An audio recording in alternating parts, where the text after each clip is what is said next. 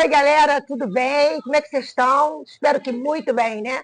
Estamos aqui mais uma vez em mais um programa Hóspedes do Tempo. E hoje, como sempre, eu vou pedir a vocês que façam a inscrição no canal, que ativem o sininho para as notificações e que compartilhem essa live com quem você acha que vai gostar desse conteúdo. E nós hoje recebemos a professora Leonor Werneck. E ela mesma vai fazer a apresentação, vai falar do que ela faz e vamos bater aquele papo que nós estamos acostumados a fazer. Leonor, nós queremos agradecer muito, tá? Você tem aceito o convite. Mas eu estou muito feliz de estar aqui. Eu sou professora titular de língua portuguesa da UFRJ, formada em letras, com mestrado e doutorado em língua portuguesa, pós-doutorado em linguística também. E já trabalho há quase 29 anos na UFRJ. Fui professora da rede pública, dei aula para adolescente, ensino fundamental e ensino médio. Trabalhei no Pedro II, trabalhei em colégios particulares, enfim. Estou há não sei quantos anos também dando aula. E aí, vou te falar, no ensino médio e no fundamental, você gostava de português? Quando eu era aluna, eu odiava. Eu odiava português. Era chato mesmo, né? Eu odiava, eu achava aquilo muito chato. Eu falo isso, as pessoas não acreditam. Eu era boa em matemática.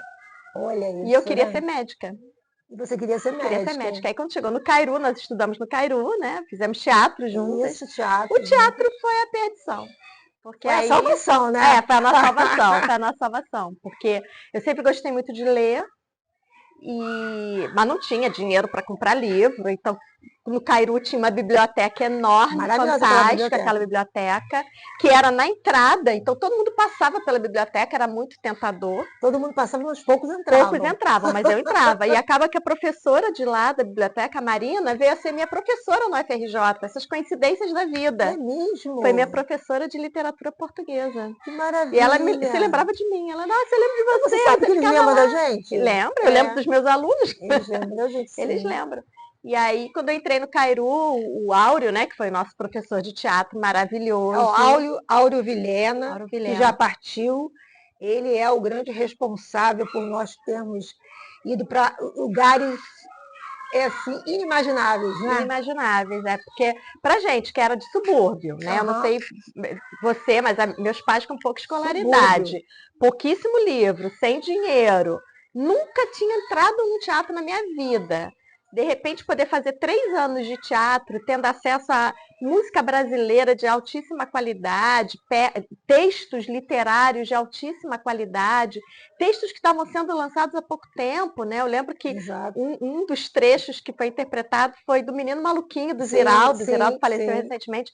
O livro tinha sido lançado poucos anos antes, 4, 5 anos antes, e a gente estava lá interpretando trechos do livro. Então mexeu muito comigo.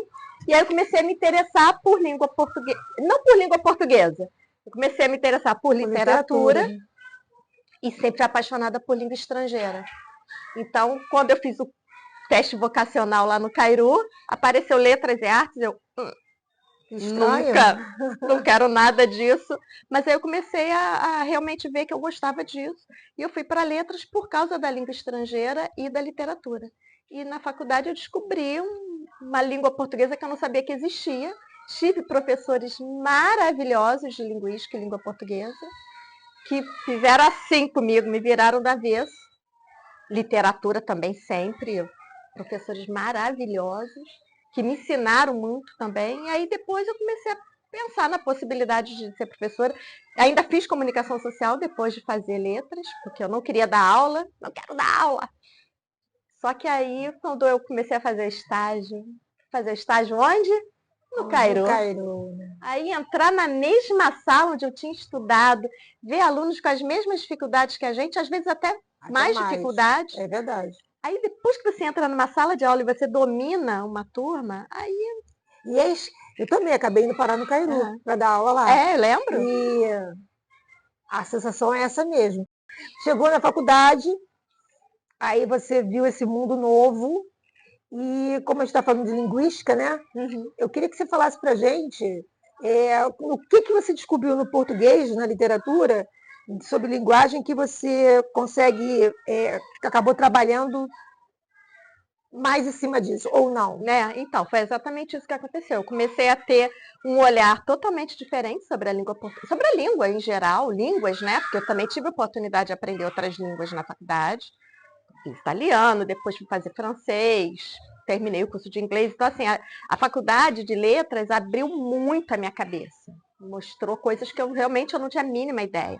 A gente também lê um pouco de história, lê sobre literatura numa perspectiva das artes, né? Eu tive professores maravilhosos. Então, isso realmente abriu muito a minha cabeça. E eu tive professores que, além de ter experiência de sala de aula, eles davam aula ou já tinham dado aula para o ensino fundamental e médio. Então, eles preparavam a gente para a realidade da sala de aula, mas eram professores também muito atualizados. Então, foi aí que houve a grande virada na minha vida, porque eu tive acesso a materiais que estavam sendo lançados na época sobre linguística de texto e análise do discurso. Ah, análise do discurso. Linguística de texto e análise do discurso. Então, aquilo era muito diferente. Pouca gente falava daquilo, década de 80, isso, né? Meados, quase final da década de 80.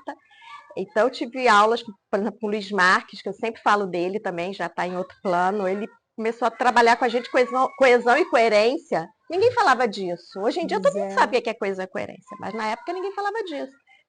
E aí, outros professores também mostrando como é que a língua se materializava nos textos, que é uma coisa muito óbvia, mas que na época ninguém falava. É óbvio, mas só quem vai estudar é que vai conseguir entender mesmo, Exato. né? E variação linguística, respeitar as diferenças linguísticas, preconceito linguístico. Então, isso foi abrindo a minha cabeça para uma língua portuguesa que não era só divide e classifica as orações, que era o que a gente via na escola. Coordenada.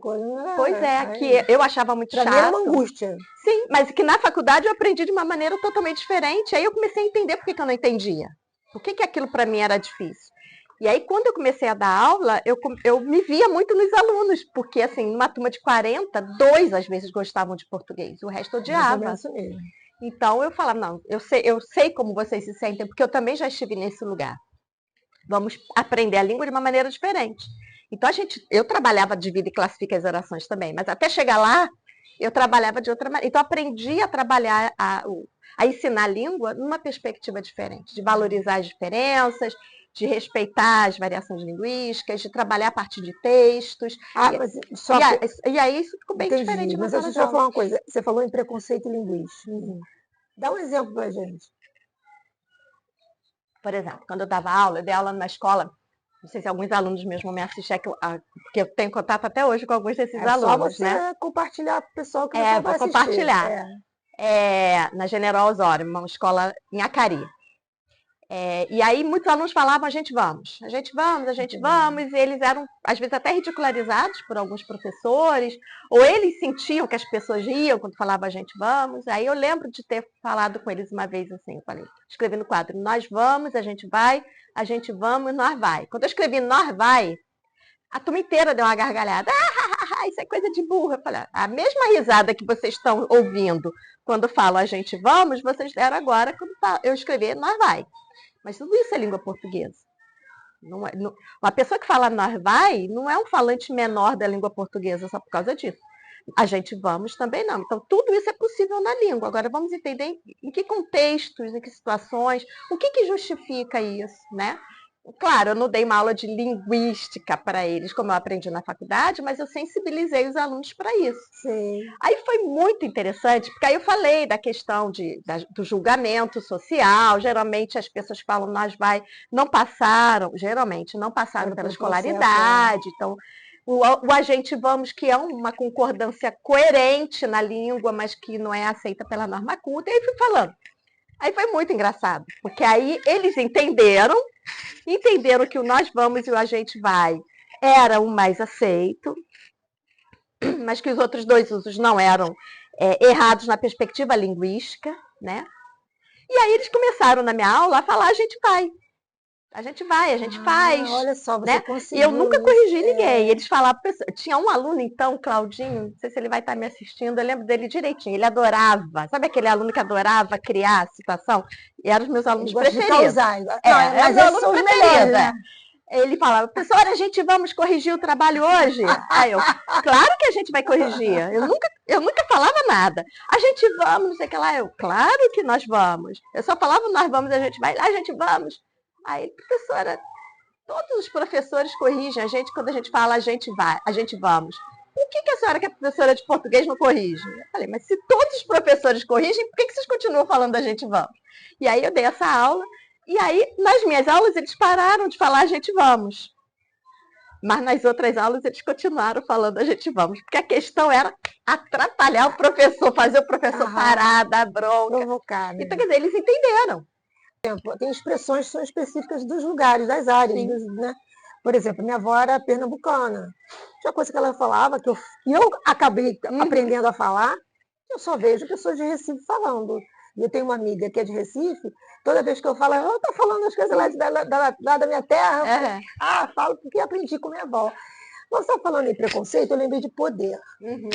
Aí eu queria entender um pouco como é que a língua, como é que a linguagem, ela exerce esse poder, ela é capaz de que com o seu discurso interferir até na forma das pessoas pensarem, ou seja, um poder, né, vamos dizer assim, o poder intelectual mesmo, o poder político. Como é que tudo isso pode usar a língua portuguesa, pode usar a linguagem, para passar mensagens dos interesses das ideologias, por exemplo? Então, linguagem é poder, né? E em vários sentidos. Até eu às vezes eu fico muito chocada quando eu dou aula na UFRJ, né, para adultos.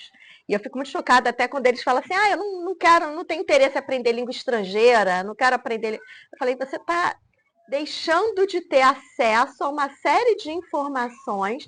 Mas eu uso o Google Translate. Não, mas o seu cérebro também pensa diferente quando você aprende uma língua estrangeira. Então, assim, ter domínio sobre a sua língua e conhecer outras línguas sempre que possível é uma maneira também de você ter acesso a outras culturas. Claro. Então, quando a gente fala de língua, a gente não está só falando de questões de certo ou errado. Isso é diminuir, reduzir a língua a algo muito, muito básico, né? Quando a gente fala de língua, a gente está falando de poder, a gente está falando de se colocar no mundo, de ter acesso à cultura, né? Cultura no sentido bem amplo do termo. E até de validar o seu discurso, né? E de validar o seu discurso. Então, por exemplo, que é a área que eu pesquiso, né? Eu sou da área da linguística de texto. E os meus trabalhos são geralmente, os que eu faço, os que eu oriento, geralmente são da área de gêneros textuais e referenciação. Então, como é que a gente retoma elementos no texto, para criar uma imagem a respeito desses elementos? Então, como é que eu posso fazer isso manifestando um poder, até mesmo apagando outras informações? Porque não é importante só o que você diz, mas o que você apaga. Então, por exemplo, acho que todo mundo deve lembrar do caso, principalmente quem é aqui do Rio deve lembrar do caso, de uma mulher chamada Cláudia Souza, que recebeu um tiro e foi colocada pelos policiais no camburão, caiu do camburão e foi arrastada pelo carro da polícia. Isso tem uns 7 anos. Mas ela foi arrastada como assim? Ela foi arrastada. Assim, não, ela estava, não sei como é que foi, eu acho que o pé dela prendeu alguma coisa. Ela caiu do carro e foi arrastada. E acabou morrendo, né? Então, não lembro disso, não. Deve ter uns 7 anos, mais ou menos. Ai. Bom, como é que as manchetes noticiaram isso? Mulher arrastada. Ela nunca era nomeada. Então, era sempre arrastada, mulher arrastada, arrastada. E aí, você tem 2 elementos. Primeiro, o apagamento do nome dela. Mas você acha que tem a ver por ela ser mulher ou quando se fosse ela era homem, mulher negra, pobre, do subúrbio, né? Então, assim, ela foi apagada, mas além de ser apagada, houve um outro apagamento. Porque arrastada mostra uma forma passiva. Ela foi arrastada, mas quem foi que arrastou? Então, quem arrastava, que era o agente... Deveria ter sido colocado ali. Polícia arrasta mulher, né? Mas você não coloca o agente. Então, você coloca a mulher sendo arrastada. Olha, que manipulação. Então, você tem um apagamento da vítima e também, de uma certa forma, um apagamento do agente. E isso é muito sério. E aí, numa das manchetes, o apagamento chegou... pode, de repente, mudar a história toda. Eu tenho uma coleção de manchetes, foi até um aluno que me mandou. Porque quando você chama a atenção disso para os alunos, eles começam a ter esse olhar, né? Começa a ter esse olhar. Foi uma aluna que falou, não, você já viu isso? Aí ela mostrou uma montagem com várias manchetes. E aí, uma hora foram falar do viúvo, dessa mulher, né, da Cláudia, aí colocaram assim, marido de mulher morta. Marido de mulher. Ai, caramba. Que é uma manchete. Só piora, né? Piorou ainda mais. Marido de mulher morta. Assim, porque não vivo de Cláudia, né? Então, assim, um apagamento também de quem ele era, né?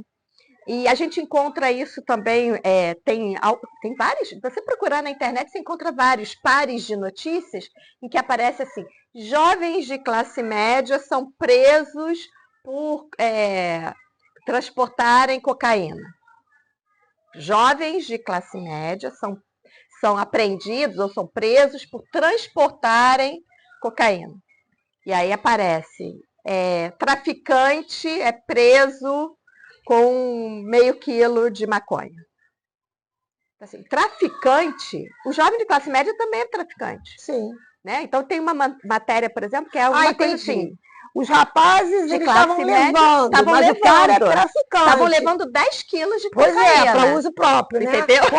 Né? Eles Quantas não eram vezes eles querem ficar loucos, né? Agora, um outro que, obviamente, era pobre, era negro e tal, foi preso por ser traficante. Carregar, por traficar. Ou seja, a mesma coisa, tratada de forma diferente. Até pior, porque é uma quantidade muito maior, é uma droga ainda mais grave. Então, assim, a questão é, por que um é jovem de classe média, não é traficante? Por que o outro não é jovem de comunidade, é traficante? Entendeu? Então, a maneira como você nomeia, ou a maneira, não apenas como você nomeia, mas como você dá informação. Então, durante o período em que a Dilma estava passando pelo processo, né, que levou ao impeachment, uma revista noticiou, fez uma reportagem sobre o que estava acontecendo. E assim, aí no caso da Dilma, você não tem como apagar, né? Ela era presidente e tal, então você só pode falar a presidente, ou a presidenta, ou Dilma. Mas, rapidinho, só vou tirar uma dúvida com a professora. Presidenta é ok? Perfeitamente possível de existir. E é uma questão de marcar também o gênero, né? Então, só aparecia, não tinha como você substituir, né? Você não vai xingar na revista, você não vai... você não tem muito como marcar com outra palavra. Não vai falar a mãe da fulana, porque isso não interfere na notícia, ela estava sendo apresentada na reportagem como presidente. Como é que você marca negativamente uma pessoa que você não pode marcar substituindo por uma palavra de valor, entre aspas, negativo? Como? Mudando o verbo. Então, aparecia Dilma, Dilma, Dilma, Dilma, Dilma, Dilma. Uma repetição. Aí a gente aprende na escola. Não pode repetir. Não pode por quê? Depende do que você quer fazer com essa repetição. Então, Dilma, Dilma, Dilma, Dilma, Dilma. Mas quais eram os verbos que apareciam do lado de Dilma? Não era simplesmente estar reclamando com fulano. Não, é Dilma. Questionou, reclamou, esbravejou, gritou. Então, durante a reportagem, os verbos vieram numa gradação. Uma imagem de uma mulher que está errada. Que está errada, que está perdendo o controle da situação. Que não tem controle sobre os próprios sentimentos. E as imagens, porque quando a gente fala de texto, a gente está falando de aspectos muito semióticos. São várias linguagens. Então, apareceu em vermelho, apareceu a imagem dela gritando. Então, isso também é uma construção de sentido, isso marca um posicionamento e cria uma imagem na sua cabeça. Né? O Collor, quando estava passando pelo processo de impeachment, só se referia ao que estava acontecendo na voz passiva e no sujeito indeterminado. Então, era assim, dizem que eu estou envolvido com maracutaias. Você fala dizem, o sujeito é indeterminado. Quem que está dizendo isso? Aí parece uma fofoca, não parece? Falaram lá que falaram por aí, né? Será? Então você cria uma imagem de intriga. Ou então assim, estou sendo acusado, mas não dizia quem acusava. Aí, ao contrário daquela mulher arrastada, não é porque queria blindar o agente, mas porque queria criar essa imagem de fofoca. Está sendo injustiçado. Estou sendo injustiçado. Então, não vou nem nomear quem está me injustiçando. E até hoje tem gente que fala, não, ele foi perseguido. Então, essa imagem de passividade agora foi com criada. O presidente anterior, né? Exatamente. Você cria uma imagem de quem está sofrendo, passando por uma ação. Então, isso é construído linguisticamente. Então, tem vários exemplos que você pode utilizar. Isso é muito legal estudar isso. Não fica legal estudar português? Muito legal. Muito legal.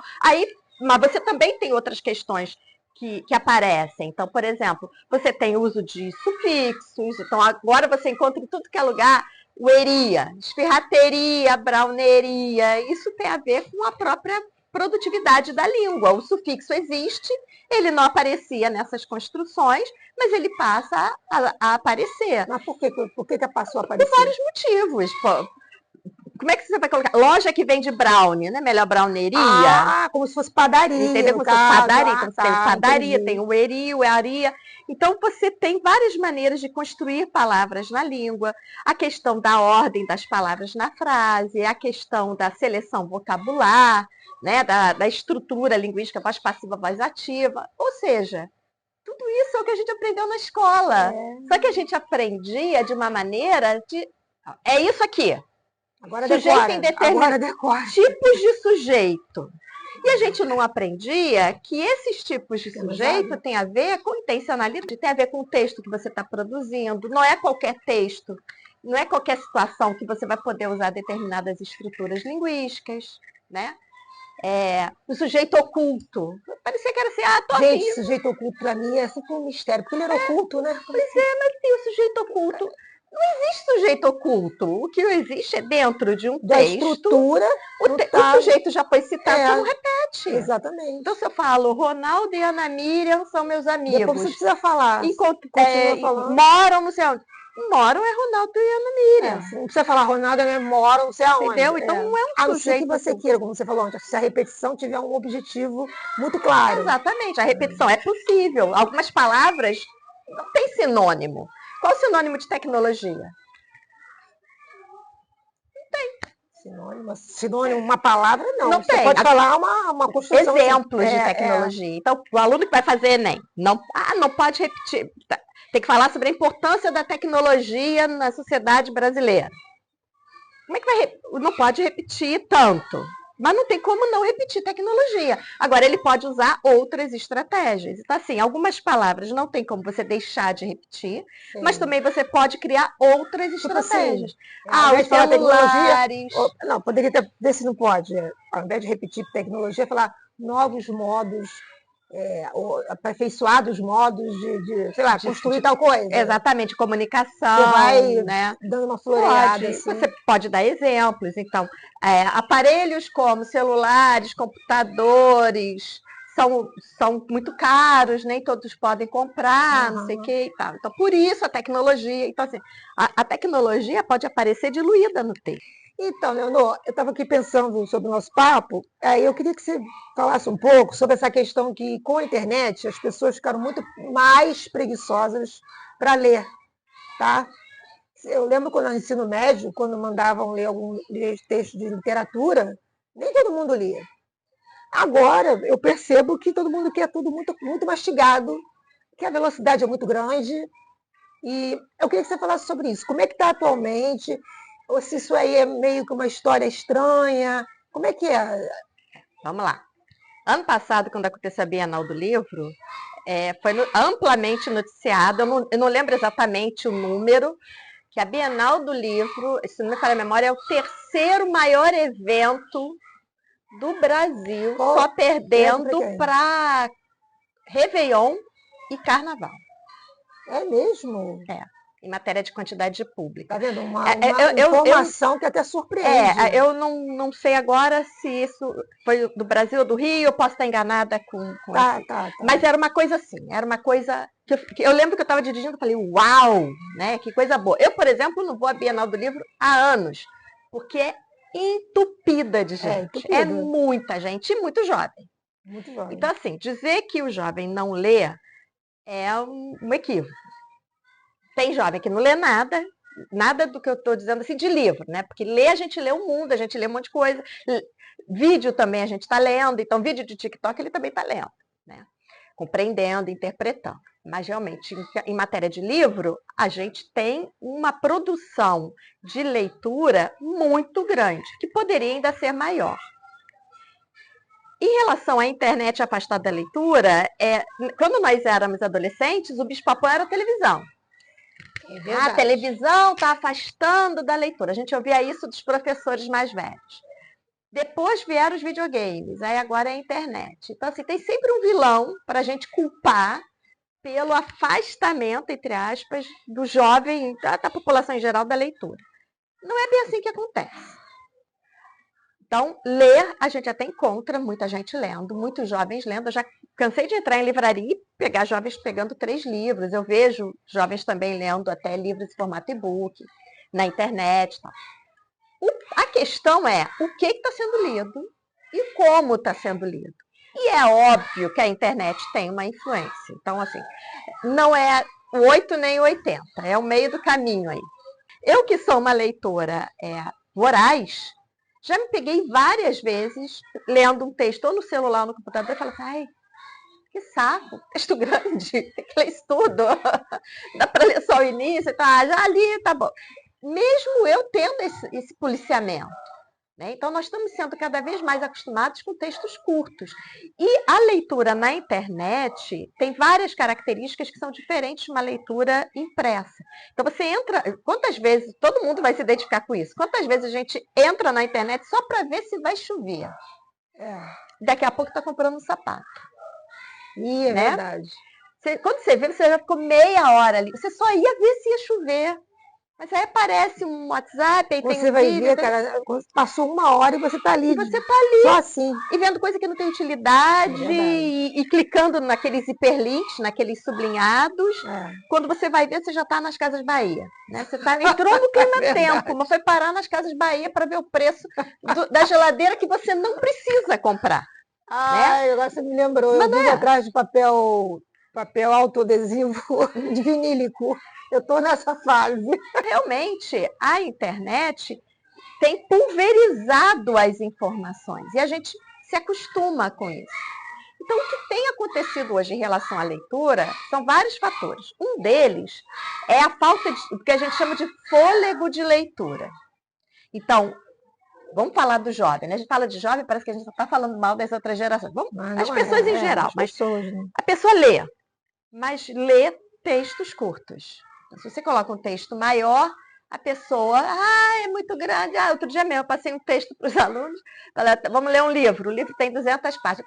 Eu falei, gente, mas é edição de bolso, é 200 páginas, o livro é pequeno. Se você botar num tamanho normal de livro, geralmente dá 100. Grande. 100 mas 100! Eu falei, gente, a gente está na faculdade, tem que ler um livro. Brincadeira, né? Entendeu? Então, assim, esse fôlego de leitura, muitos leitores já não têm mais. Sim. Agatha Christie, que eu sou fascinada até hoje, eu sou viciada em Agatha Christie. Às vezes minha filha até brinca, mas você vai ver de novo esse filme da Agatha Christie, você vai ler de novo esse livro, você já sabe o final. Não importa. Mas é exatamente por isso, como eu já sei o final. Como é que as coisas vão funcionando e tal, né? É aquela leitura assim, que não te exige muito. Só que eu não posso ficar fácil de gestão. De fácil de gestão. Não querendo dizer que os livros da Agatha Christie sejam bons, mas assim, se você lê sempre os textos com a mesma estrutura, o mesmo tipo de personagem, não, mas as histórias são diferentes. Será que são? Então, assim, quando você faz uma análise narrativa, você vê que são histórias que não tem nenhum diferencial. Os personagens são planos, geralmente quem é bom, quem é mal continua mal, né? Com um pouquinho de... o Código da Vinci, por exemplo, né? Quando estava aquela fama. O livro é enorme. Foi um best-seller. Né? Eu não lembro se nós compramos ou se nós ganhamos esse livro. Eu comecei a ler, eu rapidamente descobri quem era o envolvido no crime. Também depois de ler tanto Agatha Christie, Código da Vinci, foi fácil. Qualquer crime eu descubro fácil. Mas assim... Porque era uma coisa meio óbvia, tinha pistas. Que nem eu, meio psicopata. Adoro isso. Não coloca um arsênico na estricnina. A gente no tempo da estricnina. Então, assim, são histórias que são interessantes. Não quer dizer que você não possa ler, mas são histórias que não vão sozinhas formar você como leitor. Um leitor não se forma lendo só um tipo de texto, por melhor que esse texto seja. Eu até costumo falar... deixa eu só... Desculpa. O Cortiço, aí já é mais complexo, né?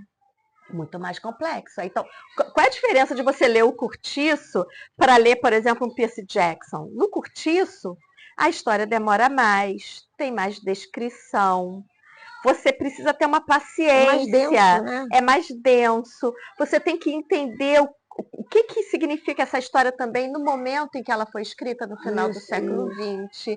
Qual é a implicância entre os personagens? Às vezes você passa páginas inteiras e não tem nada acontecendo, mas o nada acontecendo é extremamente relevante. Extremamente. Então você precisa ter uma paciência Exatamente. para ler isso. Quando a gente era adolescente, todo mundo fez isso, gente. A gente também fazia. Quantas vezes a gente virava a página para o próximo diálogo? Ih, faltam 5 páginas para o próximo diálogo. Eu sei que o Curtiço me impactou. Eu lembro isso foi o Primo Basílio, que eu fiquei assim, meu Deus, mas não vai ter diálogo. Cadê o diálogo? Pô, ainda mais literatura portuguesa. Cadê? Ah, tá, daqui a 5 páginas. Calma. A gente estava atrás da novelinha. A gente estava atrás da novelinha. A gente quer a fotonovela, a gente quer a novela da televisão. A gente também passou por isso. Mas a gente tem que ter essa sensibilidade, essa perspectiva, essa percepção de que nós temos que ter um olhar variado sobre o mundo. E os textos exigem atenções diferentes. Então, quando você está diante de um poema da Conceição Evaristo, que fala de racismo, que fala da mulher, é um texto diferente do João Cabral de Melo Neto, que fala do sertão, que fala Morte e Vida Severina. Lembra? A gente interpretou trechos do Morte e Vida Severina no teatro. São textos diferentes, de alta qualidade, mas são textos diferentes. Você pega um Drummond, o Sentimento do Mundo, falando vamos juntos, vamos de mãos dadas, mostrando angústias que eram típicas da época da Segunda Guerra Mundial, por exemplo. São textos diferentes. Um Vinícius com aquele olhar lírico sobre a mulher, né? E a Clarice, hein? Como é que Clarice é Lispector também. Não, então, Clarice Lispector, com aqueles textos que mostram a alma. Nossa, ela se dilacera, né? Dilacera. O que importa é você perceber muito mais do que a história, mas a angústia dos personagens. Ou seja, cada texto, aí tem a Ingeborg Koch, que foi até minha co-orientadora, uma linguista de texto, já falecida, mas ela falava muito disso, né? Cada texto tem um mapa. Você não pode usar o mapa do Rio de Janeiro para andar em São Paulo, você vai se perder. Você não pode usar o mapa do Vinícius de Moraes no Cada livro tem um GPS próprio, né? Tem um GPS próprio, então você tem que entender isso. E se você está acostumado sempre a usar o mesmo GPS, você já está adestrado naquela leitura. Exato. Não quer dizer que você tem que parar de ler aquilo. Você continua a ler, mas se desafia um pouquinho. Né? Então, eu me lembro disso, né? De ter tido um momento em que eu comecei a ficar angustiada com Júlia Sabino Bianchi, porque era tudo meio igual. Aí eu comecei a pegar, aí pegava outros livros que às vezes eu nem gostava. Mas você não tem que gostar. Também, é porque eu não gosto. Não precisa gostar. É importante ler o que não gosta também. Ler o que não gosta. E assim, não gostou por quê? E saber isso. Eu fazia muito isso com os meus alunos. Eu trabalhava muito leitura com os meus alunos. Mesmo sem eles poderem ler, eu levava livro em saco de supermercado. Eu pegava 2 ônibus para ir para a Cari dar aula e eu emprestava livros para eles. Sabe? Às vezes eram livros até ruins. Então, assim, quando a gente fala leitura, é uma leitura plural, uma leitura de qualidade, é uma leitura variada, é uma leitura que te desestabiliza. Porque a leitura que te mantém no mesmo espaço, ou no máximo te faz sonhar, dormir pensando naquele herói maravilhoso, naquele beijo na boca, isso é ótimo, mas vai parar aí. Você pode ter acesso a uma leitura que vai trazer aquela angústia, que vai te deixar com medo, né? Quando eu dei aula no Pedro II, uma vez eu deixei os alunos escolherem os livros. Aí eu levei uma série de sugestões, aí os alunos escolheram um livro lá, não vou nem dizer qual é. Aí eu falei, poxa, mas não era o que eu queria, né? Fui deixá-lo no escolher, me dei mal, né?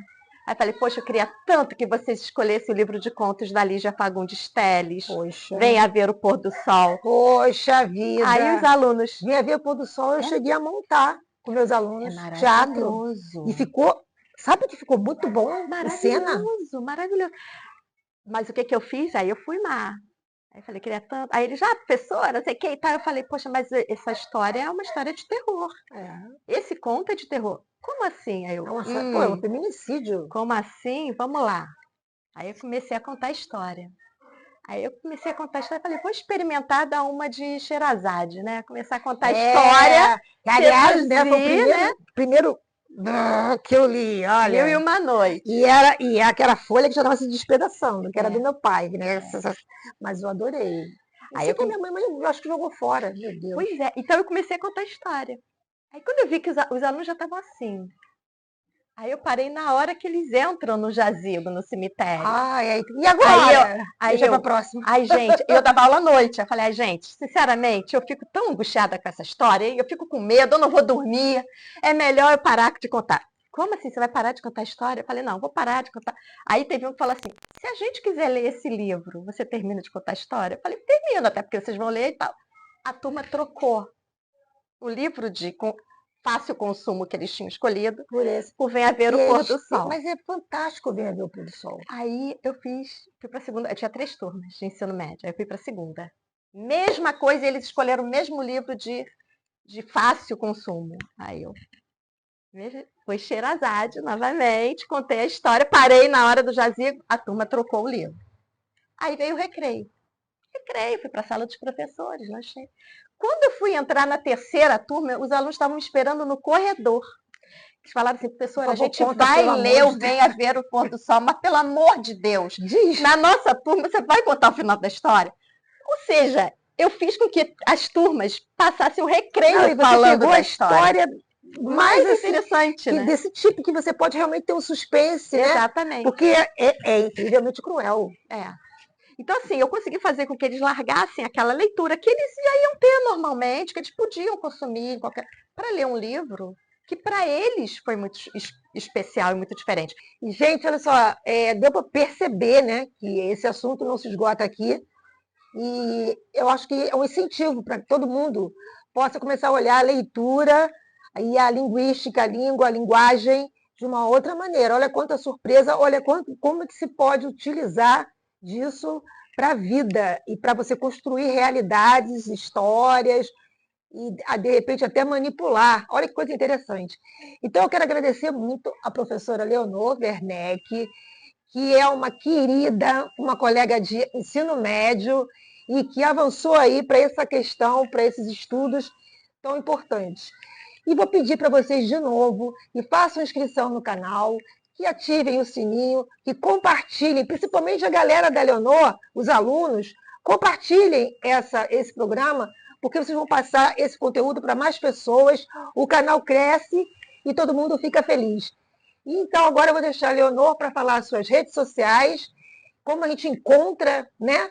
E fazer a sua despedida. Infelizmente, porque eu ficaria aqui mais tempo conversando com você.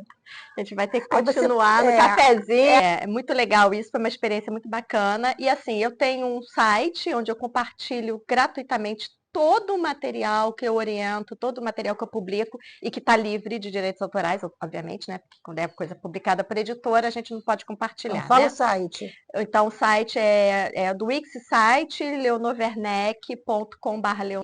As redes sociais, na verdade, eu leio mais do que eu publico, eu estou dando um detox, mas eu estou dando um detox de rede social. Mas eu vou dar o Instagram do meu grupo de pesquisa, que é GPLint, que é Grupo de Pesquisa em Linguística de Texto, né? gplint.oficial, e lá nós compartilhamos uma série de materiais, dicas de leitura da área de linguística de texto.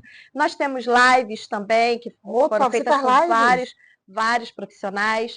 E aí ali na bio do gplint.oficial também tem o site do GPLint, o YouTube do GPLint. Tudo que nós fazemos com divulgação gratuita pela internet para poder popularizar a ciência, popularizar o trabalho. Para o aprendizado ser, né, democratizado, né? E ali tem nossos e-mails também, vocês podem mandar os e-mails. E entrar em contato com a gente, vai ser um prazer trocar informação e conversar mais. Então, galera, aqui, ó, um grande beijo. Vamos marcar o nosso chopp ou café, você escolhe, entendeu? E estamos aqui nos despedindo. Manda um beijo para sua galera. Um beijo, gente. Tchau, obrigada, queridos. Prazer. Até a próxima. Llevan pa'l monte.